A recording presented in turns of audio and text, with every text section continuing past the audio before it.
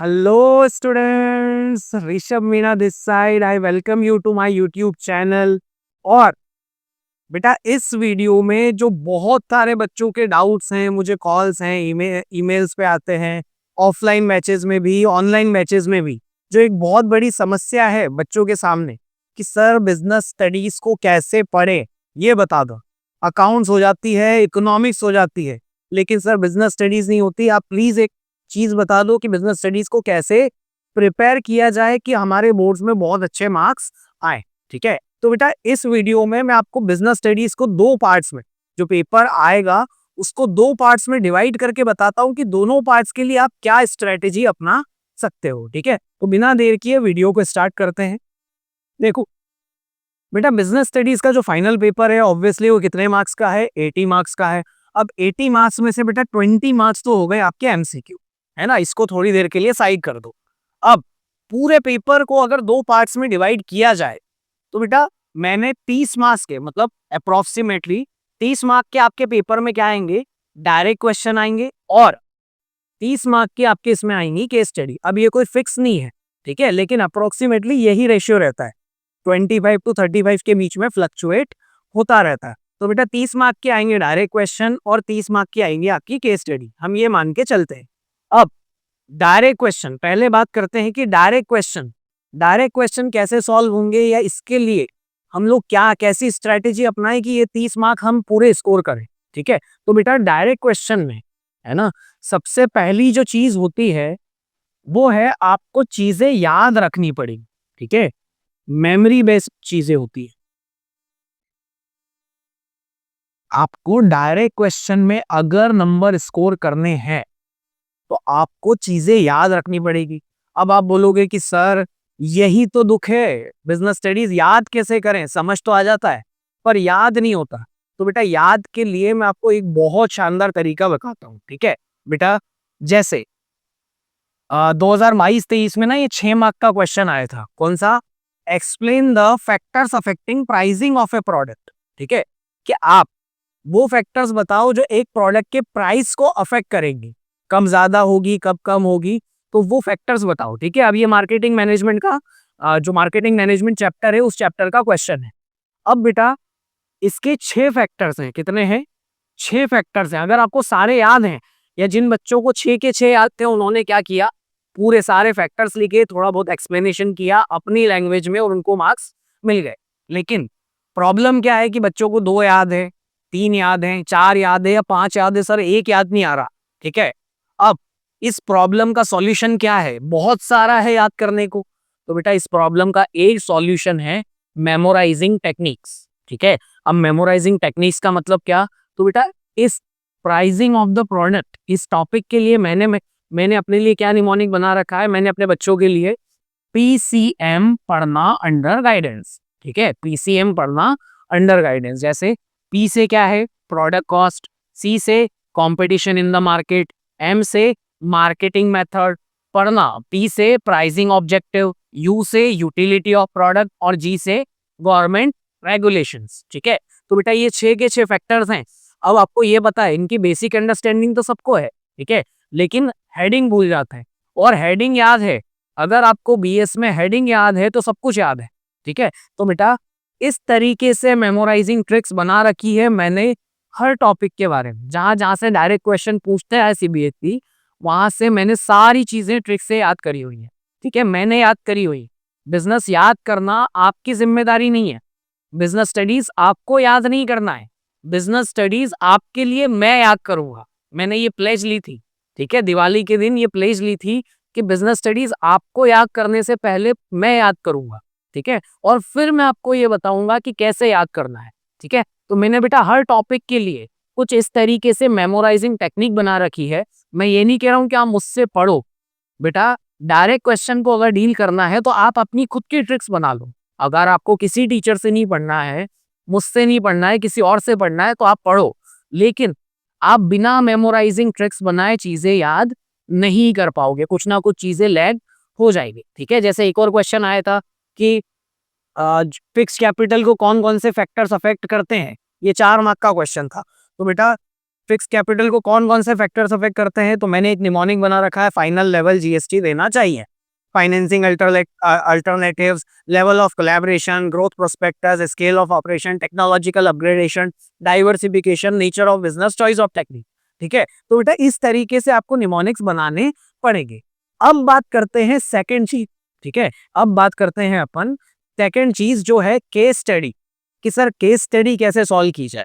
तो बेटा आपको एक चीज बताता हूं, बहुत ज्यादा ध्यान से सुनना।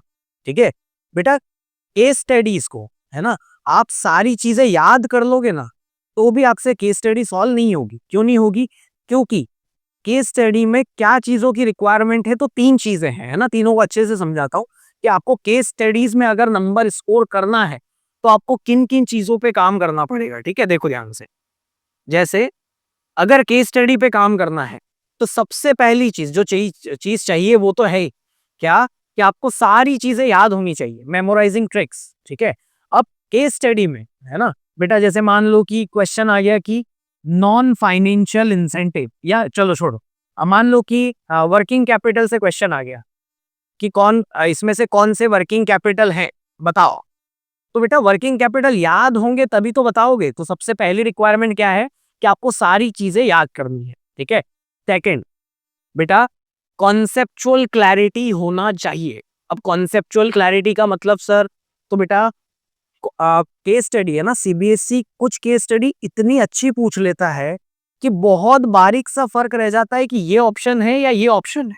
जैसे बेटा एग्जैक्टली ईयर नहीं पता, लेकिन शायद 2022 में एक क्वेश्चन आया था कि एक पर्सन, ये एक एम्प्लॉय है ना, ये एक ऑर्गेनाइजेशन का एम्प्लॉय है, और इस एम्प्लॉय को कंपनी ने क्या दे रखा है, मेडिकल फैसिलिटीज की सुविधा, मतलब मेडिकल फैसिलिटीज दी हुई है। ठीक है, ये एक कंपनी का एम्प्लॉय है और इसको कंपनी ने क्या दे रखा है, मेडिकल फैसिलिटीज प्रोवाइड कर रखी है।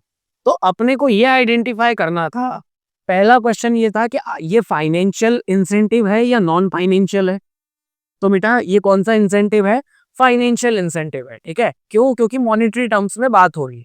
दूसरा बेटा, दूसरा आपको ये बताना था कि ये कौन सा फाइनेंशियल इंसेंटिव है। तो बेटा बच्चे है ना, दो चीजों में बहुत कंफ्यूज हुए थे उस साल। कौन से? पहला है पे एंड अलाउंसेस। ठीक है, पहला क्या, पे एंड अलाउंसेस, और दूसरा ऑप्शन था परक्यूसाइट्स। ठीक है, तो जिन बच्चों ने बहुत डिटेल में सारी चीजें समझी थी, है ना, सिर्फ रटी नहीं थी, समझी थी, जिनके कॉन्सेप्ट क्लियर थे, वो उस क्वेश्चन का आंसर लगा के आए परक्यूसाइट। क्यों? क्योंकि बेटा इन दोनों चीजों में एक छोटा सा फर्क होता है। क्या फर्क सर?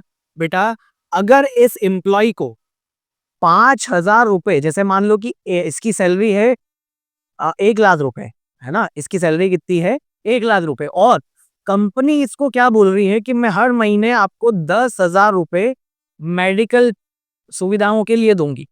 ठीक है, कंपनी क्या बोल रही है कि आपकी 1 लाख सैलरी है और 10,000 रुपए में क्या करूंगा, मेडिकल फैसिलिटी, मतलब जो आपको मेडिकल खर्चा है 10,000 रुपए हम उसके लिए दे देंगे। तो बेटा अगर ये 10,000 रुपए देती कंपनी तो ये क्या होता, पे एंड अलाउंसेस होता। लेकिन कंपनी क्या कर रही है, मेडिकल फैसिलिटीज दे रही है। ठीक है, कि मेडिकल फैसिलिटीज दे दी जाए, तो वो चीज क्या है, परक्यूसाइट्स है। ऐसे ही बेटा मान लो कि इस एम्प्लॉय को कंपनी 5,000 रुपए, 5,000 रुपए रेंटल, मतलब ये मान लो कहीं दूर से आया है तो कंपनी इसको बोल रही है कि हम आपको 5,000 रुपए एडिशनल दे देंगे रेंट के।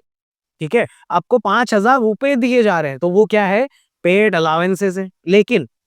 लेकिन अगर कंपनी इसको बोल दे कि हम आपको एक फ्लैट दे देंगे रहने के लिए, तो वो क्या है, परक्यूसाइट है। ठीक है, तो बेटा ये इसलिए समझाया मैंने कि बहुत बारीक चीजें होती हैं। ठीक है, अगर बच्चे के कॉन्सेप्ट क्लियर हैं तो ही केस स्टडीज हो सकती हैं, नहीं तो नहीं हो पाएंगी। ठीक है, तो बेटा एक चीज मैं आपको बोलता हूं, हो सकता है आपको बुरी लगे।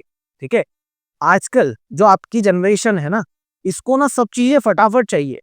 ठीक है, कि सर 40 मिनट का वन शॉट, एक पूरा चैप्टर 40 मिनट में खत्म। बेटा 40 क्या, मैं 5 मिनट में भी खत्म कर सकता हूँ। ठीक है, लेकिन वो सिर्फ मेरा खत्म होगा, आपका नहीं।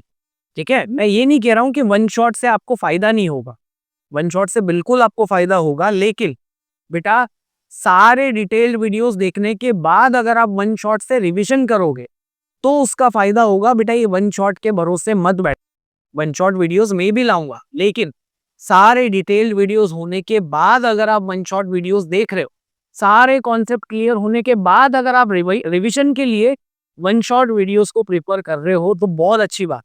नहीं तो बेटा आपको जब 28 मार्च का पेपर है बीएस, है ना, उस दिन बहुत दुख होने वाला है। ये मेरे कड़वे वचन हैं, कड़वे बोल हैं, लेकिन आप ये सच्चाई मान के चलो, ठीक है।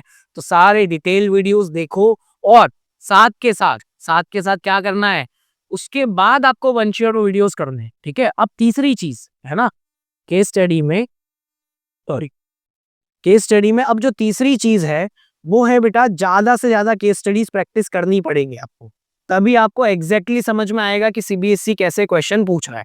अब ये कैसे करें, तो बेटा टेलीग्राम चैनल से जुड़ जाओ। कुछ ही दिन में 2 से 3 दिन में मैं हर टॉपिक की केस स्टडीज डाल दूंगा। टॉपिक पढ़ो, साथ के साथ केस स्टडीज लगानी है, ठीक है।